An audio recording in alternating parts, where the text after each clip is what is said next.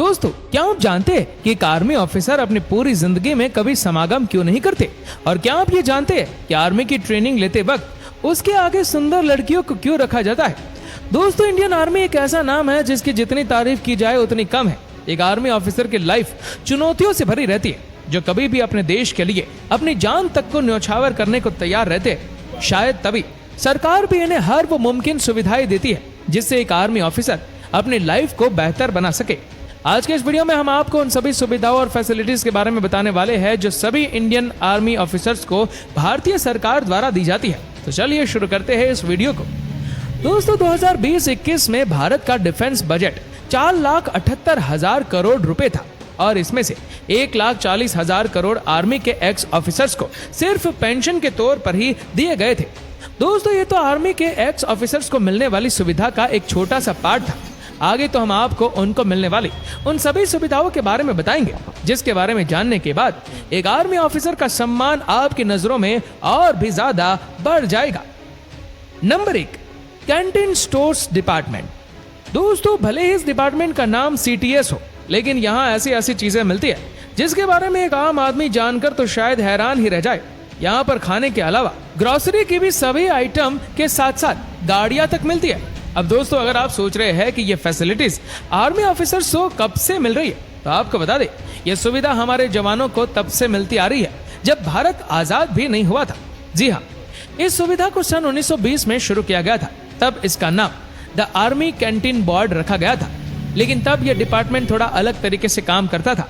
उस वक्त इस डिपार्टमेंट का काम भारत में रह रहे अंग्रेज सैनिकों को खाने पीने की सभी सुविधाओं को प्रदान करना था।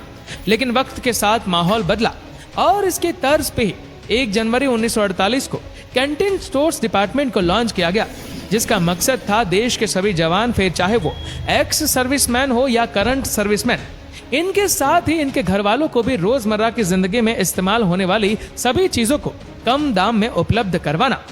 दोस्तों, आपको बता दें इस डिपार्टमेंट को संभालने का काम मिनिस्ट्री ऑफ डिफेंस करती है, जिन्होंने पूरे देश में कैंटीन स्टोर्स डिपार्टमेंट के करीब 33 एरिया डिपोज बनाए हुए जो किसी गोडाउन की तरह ही काम करते हैं। इन्हीं सभी डिपो से एरिया के मांग के हिसाब से देश भर में मौजूद 3500 URC यानी कि यूनिट रन कैंटीन में बल्क में सामान सप्लाई किया जाता है, जहां से हमारे देश के जवान और उनके परिवार वाले house hold provisions, kitchen appliances, alcoholic drinks, vehicles और स्पोर्ट्स इक्विपमेंट समेत कुल 2800 आइटम्स तक अपने घर ले जा सकते हैं, वह भी अच्छे खासे डिस्काउंट में। इसी के साथ ये सभी 2800 आइटम्स टैक्स फ्री भी है। आर्मी ऑफिसर्स के लिए यहाँ पर शॉपिंग करना बहुत ही आसान होता है। बस उन्हें अपना मिलिट्री ID कार्ड दिखाना होता है, जिसके बाद उन्हें इन कैंटीन्स में बड़ी ही आसानी से शॉपिंग करने को मिल जाती है। अब यहाँ ऑफिसर्स 50,000 से 1 लाख तक की शॉपिंग आराम से कर सकते हैं, लेकिन ये अमाउंट अलग अलग रैंक के ऑफिसर्स के लिए अलग अलग होता है। Number 2, everyday things. दोस्तों, इंडियन गवर्नमेंट आर्मी ऑफिसर्स के इलेक्ट्रिसिटी बिल्स, टेलीफोन बिल्स और यहां तक कि उनके वाईफाई तक का खर्चा भी उठाती है, और इसमें सेना के जवान के साथ साथ उनके घर परिवार वाले भी शामिल होते हैं। जी हाँ, इंडियन गवर्नमेंट जितने भी फैसिलिटीज एक आर्मी ऑफिसर को देती है तो उसमें बाय डिफॉल्ट उनका घर परिवार भी शामिल हो जाता है। वैसे इंडियन गवर्नमेंट आर्मी ऑफिसर्स के बच्चों को टॉप क्लास स्कूल्स और कॉलेज में पढ़ने का मौका भी देते हैं। ये स्कूल्स और कॉलेज खासतौर पे आर्मी ऑफिसर्स के बच्चों के लिए ही बनाए जाते हैं। भारत में लगभग 142 डिफेंस कॉलेजेस है, और अगर बात करें कि आर्मी स्कूल की, तो भारत में 249 आर्मी प्री प्राइमरी स्कूल्स और 137 आर्मी पब्लिक स्कूल मौजूद है। इन स्कूल्स को सही से चलाने का जिम्मा यानी कि आर्मी वेलफेयर एजुकेशन सोसाइटी का होता है। इसकी शुरुआत 1983 में तब हुई जब आर्मी ऑफिसर्स के बच्चों के एजुकेशन सिस्टम में प्रॉब्लम आने लगे थे, जिसको देखते हुए गवर्नमेंट ने इन स्कूल्स का निर्माण करवाया, जिनको सिर्फ आर्मी ऑफिसर्स किड्स के लिए बनवाया गया था। इसी वजह से आर्मी में काम करने वाले ऑफिसर्स के बच्चे काफी सस्ते में अपनी पढ़ाई पूरी कर लेते हैं, और यहाँ अगर किसी शहीद या फिर किसी फिजिकली हैंडीकैप्ड सैनिक के बच्चे पढ़ते हैं तो गवर्नमेंट द्वारा उनकी पूरी की पूरी फीस ही माफ कर दी जाती है। इसके अलावा दोस्तों, भारत में लगभग 134 मिलिट्री हॉस्पिटल बने हुए हैं, जहाँ पर आर्मी सोल्जर्स और उनके परिवार वालों का इलाज मुफ्त में किया जाता है। लेकिन अगर किसी कारणवश उन्हें इन हॉस्पिटल की सुविधा पसंद नहीं आती है या वो इन हॉस्पिटल्स तक पहुंच नहीं पाते हैं और वो अपना इलाज कहीं और से करवाते हैं, तो ऐसे में इलाज में आने वाले खर्चे का बिल गवर्नमेंट ही भरती है। अब दोस्तों, आप सोच रहे हैं कि क्या ये सुविधा आर्मी के एक्स ऑफिसर्स को भी मिलती है? जी हाँ, गवर्नमेंट की ex serviceman contributory health scheme के तहत रिटायर्ड सोल्जर्स पर एक मिनिमम अमाउंट भर के अपना और अपने घर वालों का इलाज आर्मी हॉस्पिटल से करवा सकते हैं। Number 3, designated vehicle. दोस्तों, क्या आप जानते हैं कि आर्मी ऑफिसर को एक डेजिग्नेटेड व्हीकल भी दी जाती है? जी हाँ, एक आर्मी ऑफिसर को उसके रैंक के हिसाब से एक डेजिग्नेटेड व्हीकल दी जाती है, जैसे मिलिट्री ऑफ डिफेंस के अंडर रजिस्टर किया जाता है। इसके अलावा इन व्हीकल्स को मेंटेन करने का खर्च और यहाँ तक कि इनके अंदर पेट्रोल या डीजल डालने का खर्च भी सरकार अपनी जेब से ही देती है।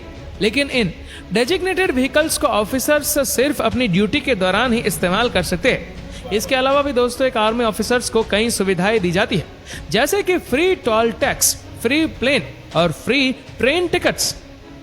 Number 4, accommodation. दोस्तों, ये तो आप जानते होंगे कि आर्मी ऑफिसर्स को रहने के लिए घर दिया जाता है, लेकिन क्या आप जानते हैं कि यहाँ पर रहने वाले हर एक आर्मी ऑफिसर्स को रेंट देना पड़ता है? जी हाँ, ये रेंट हर स्टेट में और अलग अलग रैंक के ऑफिसर्स के लिए अलग अलग होता है।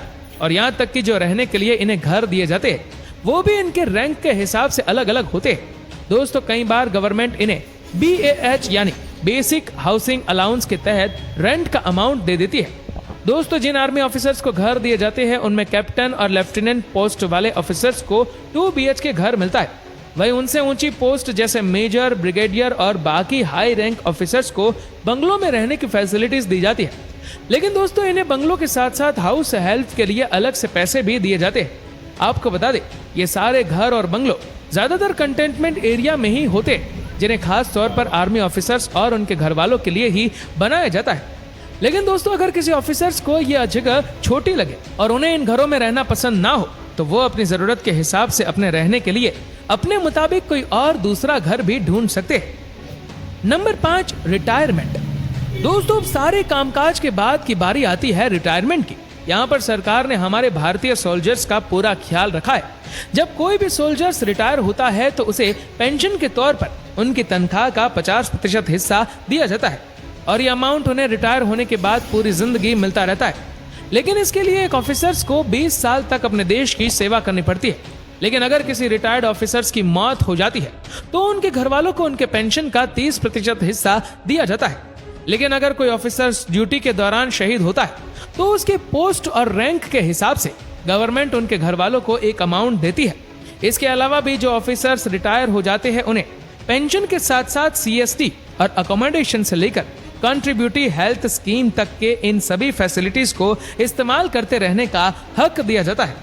इसके अलावा अगर दोस्तों कोई सैनिक 60 साल से पहले रिटायर हो जाता है तो गवर्नमेंट उन्हें पैसे कमाने के कई और मौके भी देती रहती है, जिसको ध्यान में रखते हुए गवर्नमेंट ने सन 1979 में एक लॉ बनाया था, जिसके अकॉर्डिंग एक्स सर्विसमैन और रिटायर्ड ऑफिसर्स के लिए अलग अलग गवर्नमेंट सेक्टर्स में अलग से सीट्स रिजर्व रखे जाते हैं, जिसमें ग्रुप C पोस्ट के लिए 10% सीट्स होती है जो अक्सर क्लार्क जॉब्स के लिए होती है। वहीं ग्रुप D के लिए ये सीट्स 20% तक होती है। लेकिन दोस्तों, इतनी सारी फैसिलिटीज होने के बाद भी कई आर्मी ऑफिसर्स को आज भी इनका फायदा उठाने के लिए कई मुश्किलों का सामना करना पड़ता है। इस समय इंडियन आर्मी में लगभग 14,50,000 एक्टिव सोल्जर्स मौजूद है। वही दोस्तों, अकोमोडेशन के लिए देश में सिर्फ 62 कैंटोनमेंट एरियाज है। ऐसे में आप ही सोचिए कि देश में इतने ज्यादा सोल्जर्स है और उनके हिसाब से घर कितने कम है। ये इकलौती समस्या नहीं है, इसके अलावा भी उन्हें कई प्रॉब्लम्स को फेस करना पड़ता है और इनके साथ साथ इनके घर वालों को भी कई प्रॉब्लम्स का सामना करना पड़ता है। जैसे कि अगर किसी सोल्जर्स के बार बार पोस्टिंग बदलती है तो कई बार उनके घर वालों को भी बार बार घर बदलना पड़ता है। इसी के साथ ही उनके बच्चों को भी बार बार स्कूल चेंज करने की समस्या का सामना करना पड़ता है। वैसे दोस्तों, आर्मी सोल्जर्स की लाइफ काफी कठिनाइयों से भरी रहती है, लेकिन इसके बावजूद भी वो पूरी ईमानदारी से अपने देश की रक्षा करते हैं, जिसकी वजह से पूरा देश इनको सैल्यूट करता है।